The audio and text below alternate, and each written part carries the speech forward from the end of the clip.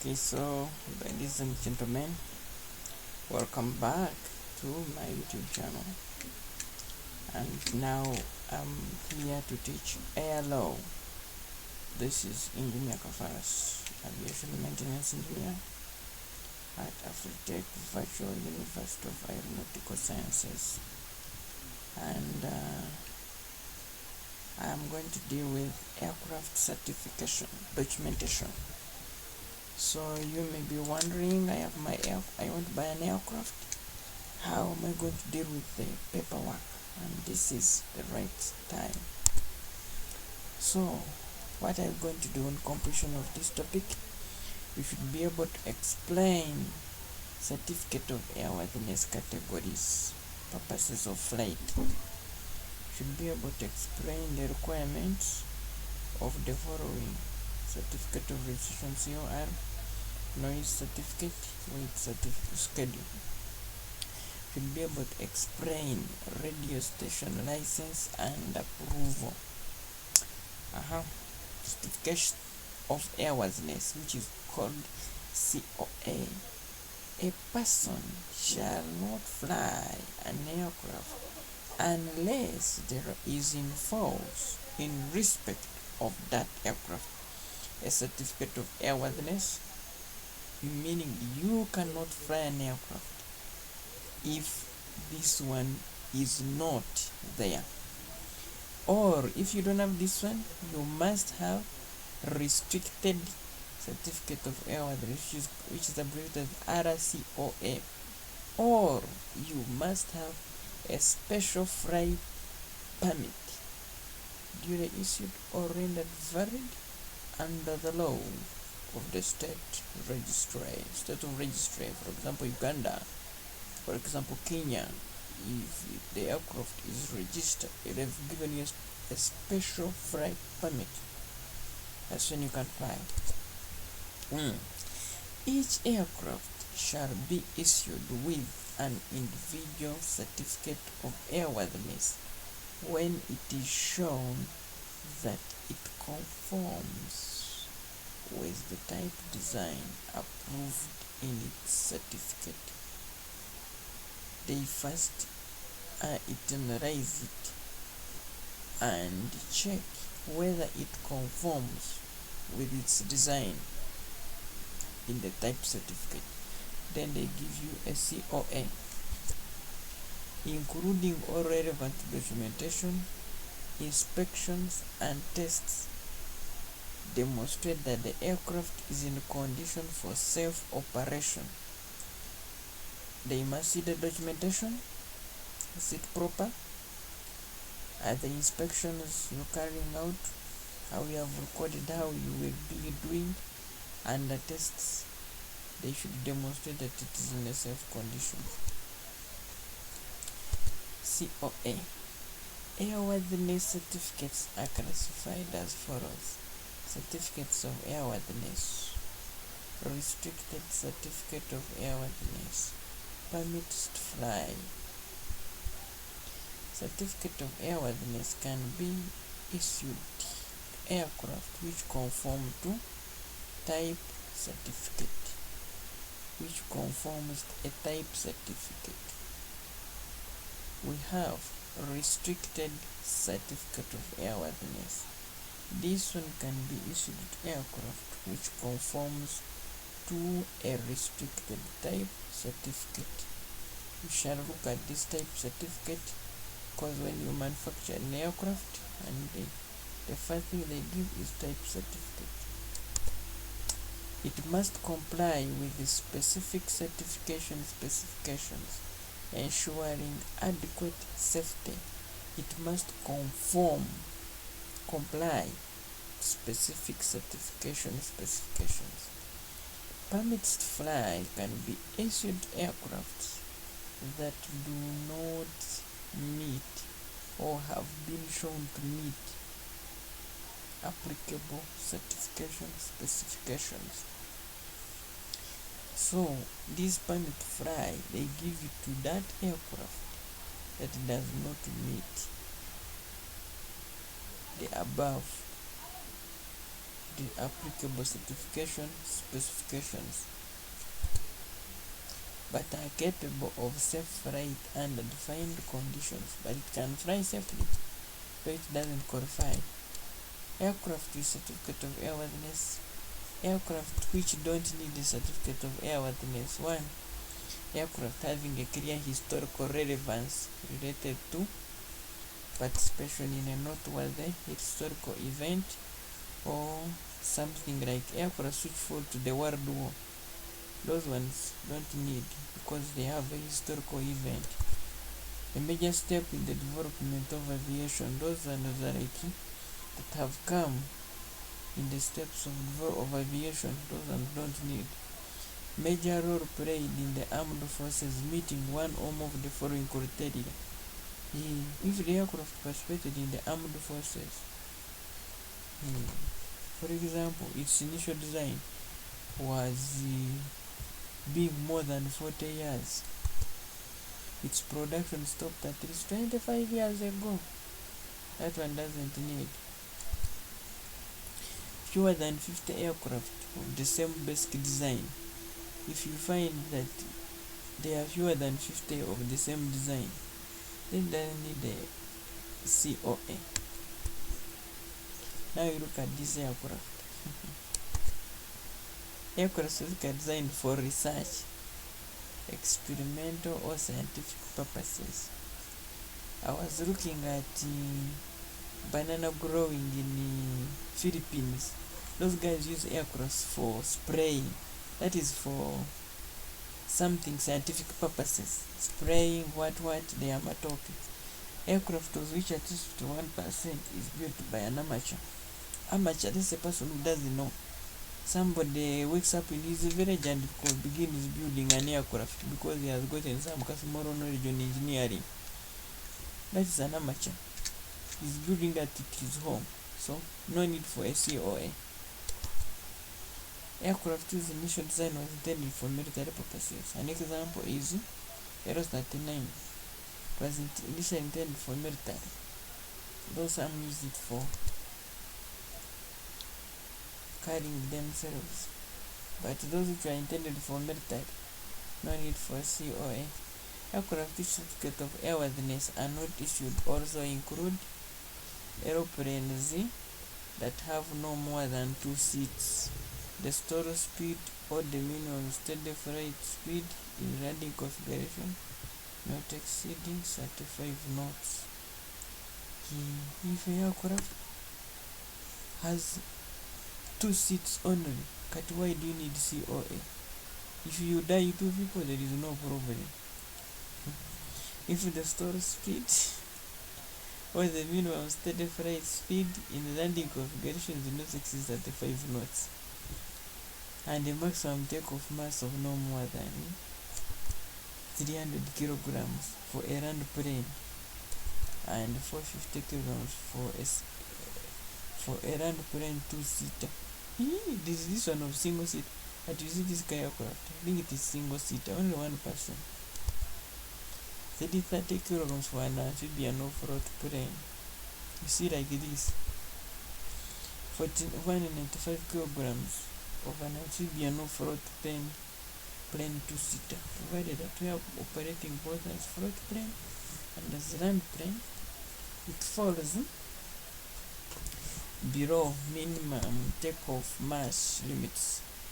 A glider, something like this, which doesn't have an engine, structural mass of less than 80 kilograms. 80 kilograms when single seater, or 100 kilograms when 2-seater. Unmanned aircraft is an operating mass of less than 50 kilograms. Unmanned aircraft, that's the UAVs, the drones, of less than 150 kilograms. Any other aircraft with a total mass without pilot of less than 70 kilograms, you don't need SCOA. I think you've got me. Validity and renewal of a certificate of airworthiness. COA and RCOA issued under Uganda regulations which are in conformity with EASA regulations is valid for 12 months from the date of issue. Civilian aircrafts, zino Boeing, zino the Bombardiers, the Airbus, 12 months from the date of issue. If it takes after that, you go, they give you another, they inspect and give you another one. A shorter period is specified by the authority unless it is supposed to be for 12 months. Now here they can check your aircraft, they say this one 12 months, let's give him 6 months, and it is according to the authority. The authority amends, extends, suspends, revokes, or terminates. They have given you COA, but this aviation authority, National Aviation Authority,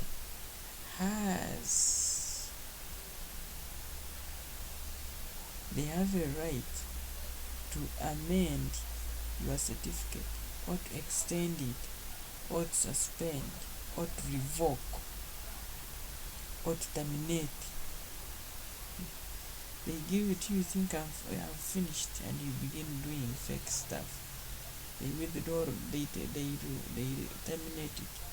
The owner of aircraft or the operator surrenders it. So if you surrender it to your National Aviation Authority, it will also be a mode of it being invalid. If you say, I'm tired of wearing this airline company of mine, I'm bankrupt, and you surrender it. Certificate of airworthiness and restricted certificate of airworthiness issued in respect of an aircraft shall cease to be in force if they give you a COA or RCOA. It shall cease, it shall be invalid, 1, if the aircraft or any equipment as is necessary for airworthiness is maintained, or if any part of the aircraft or the equipment is removed or is replaced in a manner and with material of a type not approved by the authority, either generally or in relation to class of aircraft or to particular aircraft. If you remove an engine, that is a major part for airworthiness. They have to give you another COA.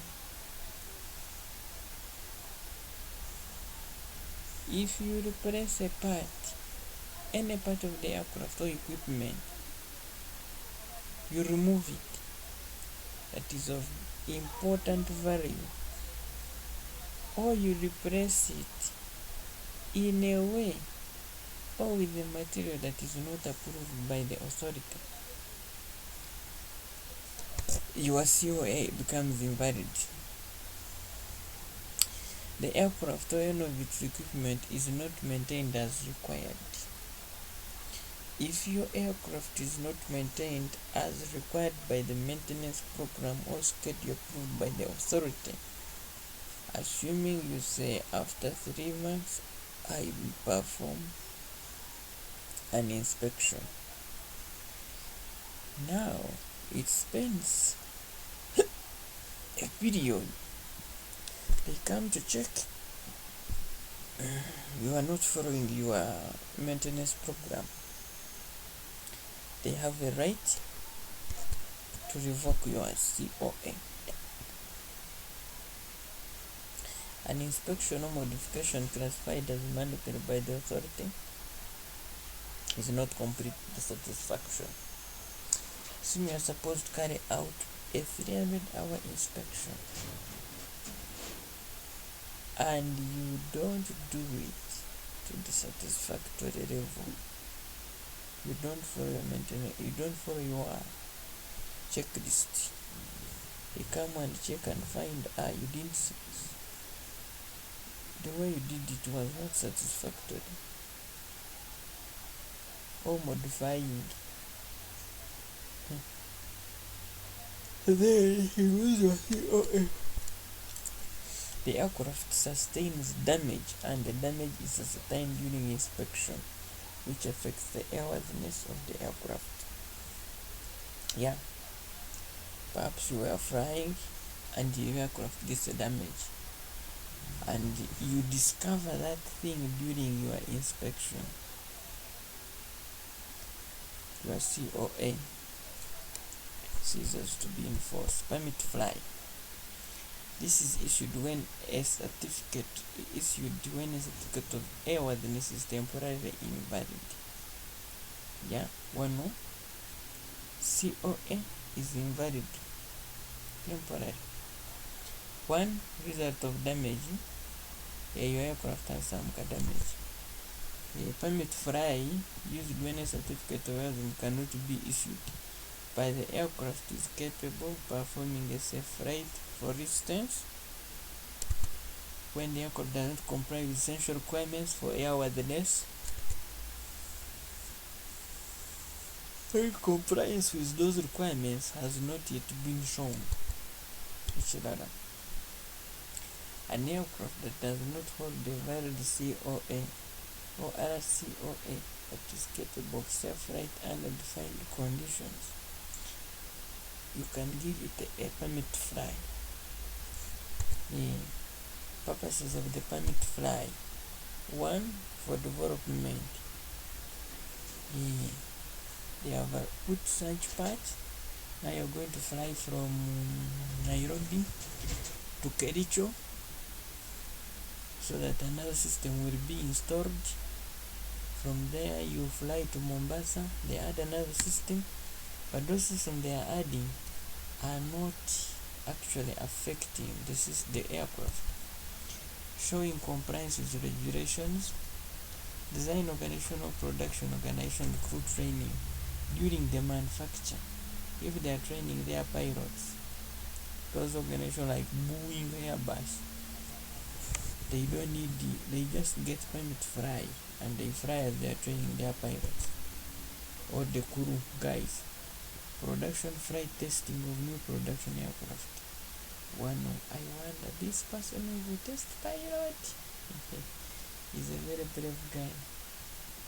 They have made something new, and for you want to experiment it. You fly those which have never been flown. So during that time, they just get the permit to fly. Flying under production, between production facilities, I talked about it. Flying the aircraft for customer acceptance. Yeah, I can remember Uganda Airlines, they flew it when they were just passing through Uganda to make people see that it is there. Customer acceptance. Okay, mostly when you go to buy, you have to fly it so that you can see, you admire and appreciate as customer. It was the time they brought some aircraft, and these guys had to fly through so that they, as they are showing the potential buyer, delivering or exporting the aircraft. When you are delivering it, assuming it has reached Mombasa and you want it to come to Uganda, you can get a permit to fly and fly it to Uganda. Flying the aircraft for authority acceptance. Yeah, the National Aviation Authority, you have to fly it. They see how it has performed, then they accept exhibition and air show, like the Dubai air show. Record breaking, air racing or similar competition. If they are in those competitions of what air racing, no, they just give them a permit to fly because they can't give you a COA. Other purposes of permit to fly: when you're flying to an aircraft, the location air maintenance or airworthiness review is to be performed at the place of storage. You have your aircraft, the hours are done, and you have to take it for maintenance. It can fly, but passenger one you will not carry it. So you get a permit to fly and fly it to the place of maintenance or airworthiness review, or for storage. flying an aircraft at a weight in excess of its maximum certified takeoff weight for flight beyond normal range. Yeah, aircrafts have the maximum certified takeoff weight. So, when you want to have more weight beyond the maximum, you don't use the COA. They give you a permit to fly, and they indicate that you're going to fly with this kind of weight beyond your normal. For non-commercial flying activity on individual non-complex aircraft or types of which COA is not appropriate. Yes, you are a billionaire and you have your aircraft and you want to fly individual flying activity. You go, they give you a permit to fly, and you go. You don't need a COA. If you die, there is no problem. If it is you with your money.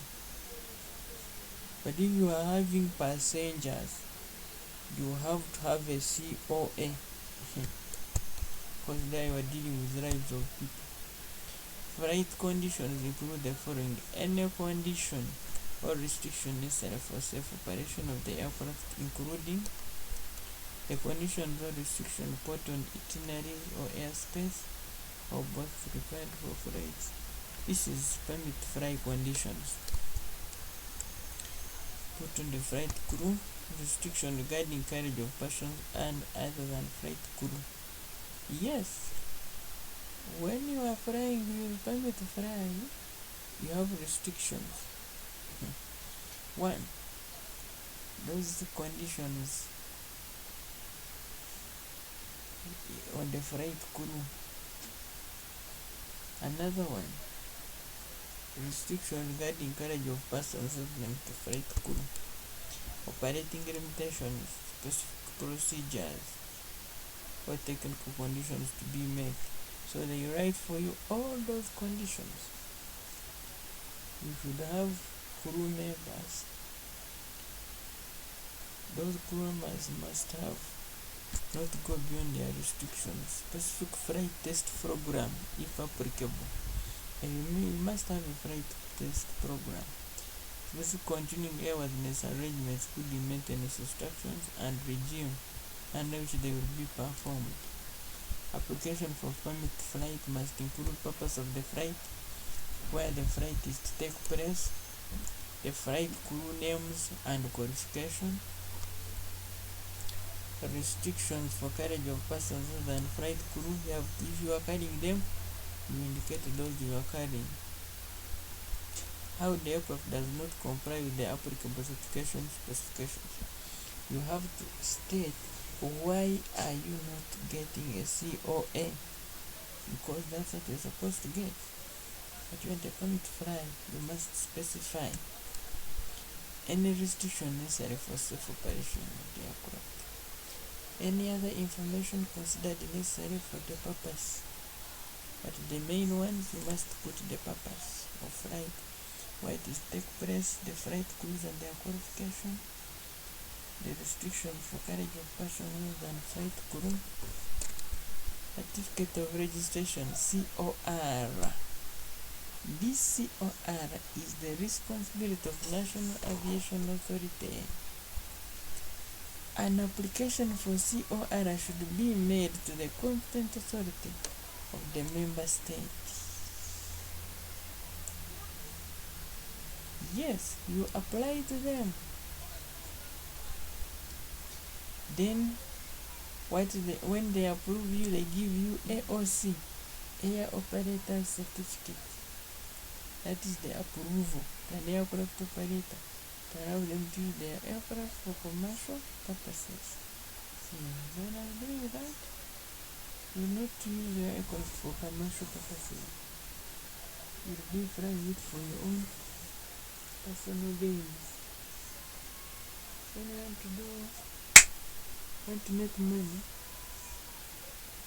then you have to get an air operator certificate.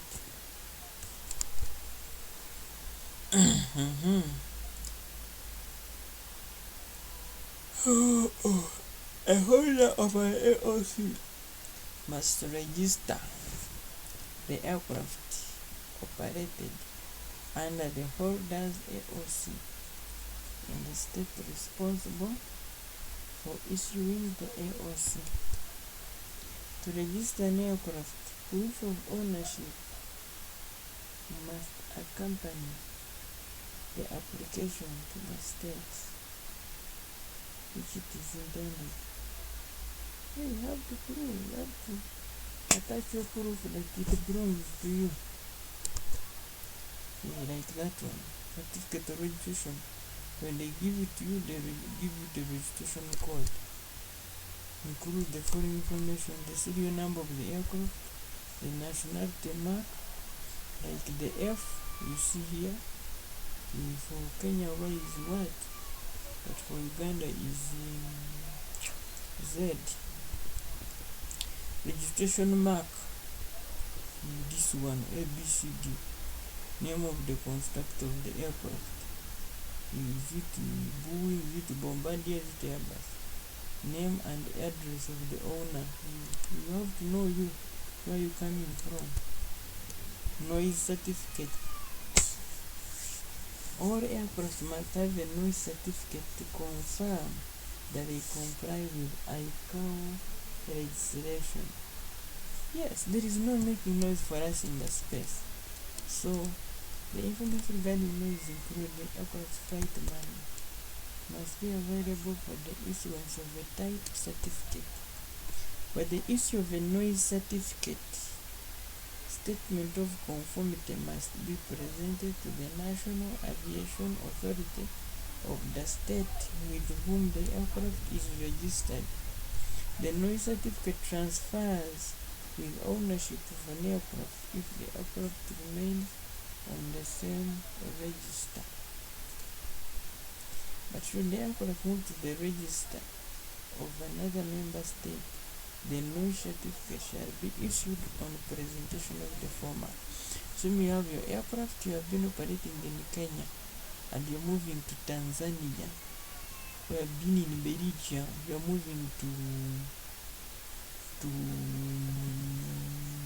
Switzerland. You have to present your noise certificate and they give you another one. Weight schedule. Aircraft is a current COA must be weighed and its CO center of gravity determined. The operator must prepare a weight schedule showing basic weight of aircraft, which is weight of an empty aircraft, and usable fuel plus full operating fluids including oil and hydraulic. That is what we mean by the basic weight of the aircraft. It has to be having some unusable fuel and the fuel operating fluids, because the aircraft can be completely empty. Weight schedule.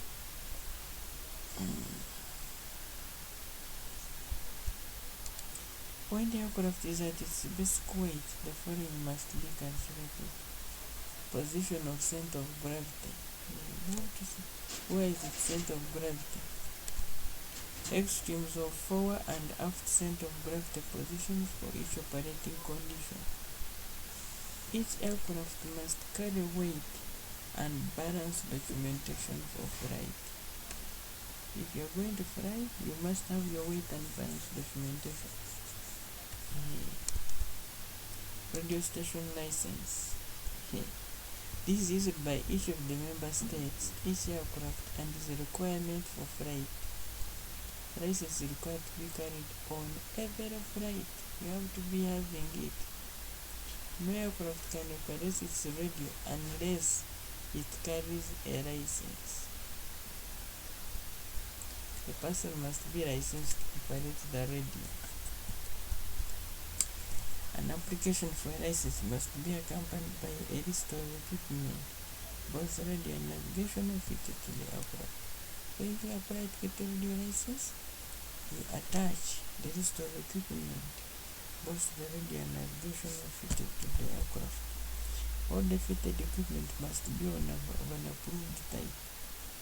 Any modifications carried out on the equipment must be recorded Now that you have completed this topic, yes, congratulations.